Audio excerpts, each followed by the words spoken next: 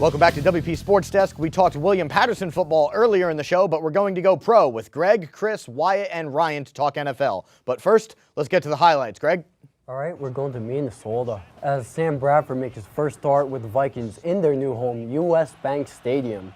But the Packers would score first as Rodgers is going to roll out and find Jordy Nelson in the end zone to put the Packers up 7-0 early in the first.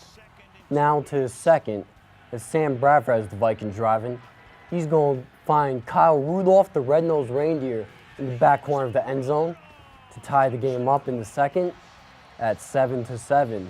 Later in the second, they're trying to tack on some more points before the half.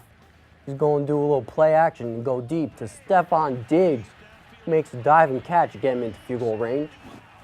They'd end up tacking on 3 points, 10-7. And late in the third, he's going to find Diggs again. This time it's in the end zone for a touchdown. As they go up 17-7 late in the third. And you could tell the coaching staff is digging Sam Bradford's performance.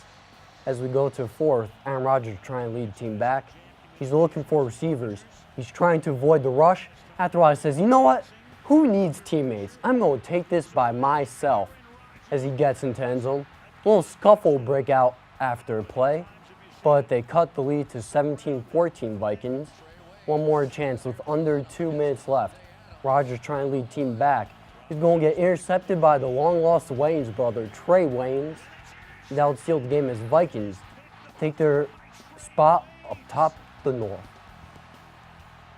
Greg Bloss, never short on jokes. The big story from this game is Adrian Peterson's health. Our correspondent Danny Frost has the story.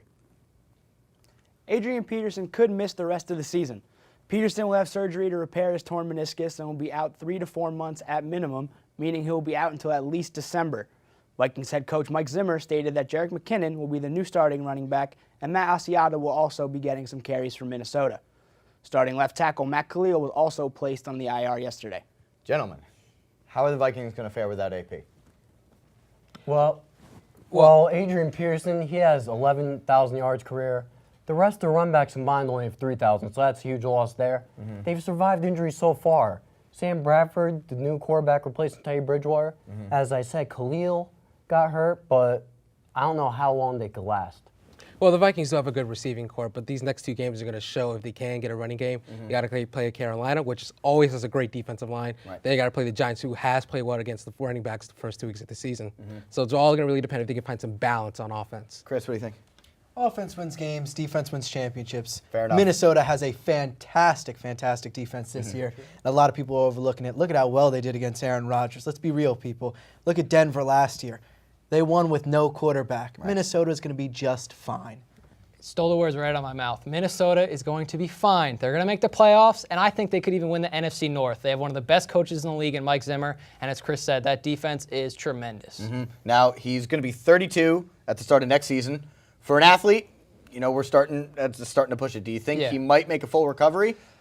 I think he could. I think he's going to be back. He might not be the same player he is now or has been the past couple of years, but I don't think his career is over. Again, there's always the chance with freak injuries, surgeries. It's always tough to come back, especially at 32. But he is an athletic freak. He came back from an ACL extremely quick too. I think he'll be fine. It's exactly what I was going to bring up. The ACL recovery. One of the best ACL recoveries basically anyone's ever seen for a football player.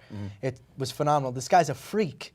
He's a monster. And to be honest, it's going to be tough to keep him off the field because he'll want to play even if it's not in a Vikings uniform. Greg, what do you think? Is he a freak? Adrian Peterson, he's almost superhuman. But the thing is, 32 years old is like 80 for run backs. And he's come off another knee injury. Okay. I'm not so sure. What?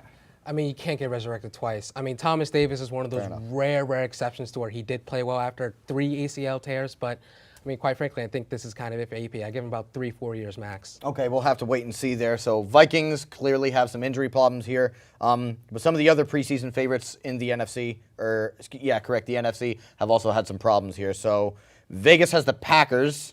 What do you think? I disagree with Vegas, shockingly. I think Arizona is probably the best team, top to bottom. If Carson Palmer stays healthy, if that defense can stay healthy, Matthew can stay on the field. Cardinals are a phenomenal football team. They have every position. They have a really, really solid player, top to bottom. I was going to pick the Cardinals until Doyle brought up a word that really stuck in my head. If. There's too many ifs with the Cardinals. Okay. If someone stays healthy, if someone stays healthy. So the safest bet is picking Carolina. Okay. They really don't have it. I know Thomas Davis has had a million ACL tears and he keeps coming back. Luke Kuechly holds it down in the center of the defense. They're the safest pick. Okay. I agree with Dwight. I like Arizona because they have the best roster top to bottom. And Larry Fitzgerald, he's one of the greatest receivers of all time. He's in what will probably be his last season. He wants to win that ring more than anything. Okay. Kelvin Benjamin has brought back the passing offense that Carolina did not have last year. Just watch the Super Bowl. I think Carolina's honestly the team to beat. There's no one else in the NFC right now. All right, let's keep it in the NFC. Any dark horses that might be coming up? What? I hate to say it, but I have to say Dallas. Okay. Dak Prescott is keeping the Cowboys afloat right now. They did beat the Redskins, and he's not making rookie mistakes. He's not turning the ball over, which a lot of rookie quarterbacks tend to do. So I'm going to have to pick Dallas. Greg? It might not be a sleeper per se because a lot of people probably picked them to make the playoffs this year, but the Giants, because they have a good offense, good trio of receivers, and the defense is much improved. They could beat Green Bay or Seattle in the playoffs, possibly. Okay. I'm going to keep it in the division, but I'm going to go with the team with the best fight song. Oh, Fly, There we go. Eagles, fly, on the road to Let's cut that right now. victory. NFC East, it's always a toss-up. I really don't see a reason why you can count them out. And for a dark horse, rookie quarterback, I mean, this is the best dark horse team you can get. Sure. This may be one of the first times, but I agree with everyone else. I'm going to stick it in the NFC East too. I'm going to agree with Wyatt though with the Cowboys. Dak Prescott's looked pretty good through his first 2 games, and if they can, the Cowboys can avoid getting any more players on suspension, they could make some noise. See, Chris, if you see here, I'm going to agree with you here. I like it, so I'm going to put a ring on it. I'd like to see the Eagles get their first ring there. This is why we're on the same page. It's hard coming from a Giants fan, but we'll have to wait He's and gone see. to the dark side. I guess I have. That's all the time we have today on WP Sports Desk. I'd like to thank our producers, analysts, crew, and of course our studio manager, Al Clark. From Studio B in Hobart Hall, I'm Mason Mills, and I will see you next week on WP Sports Desk.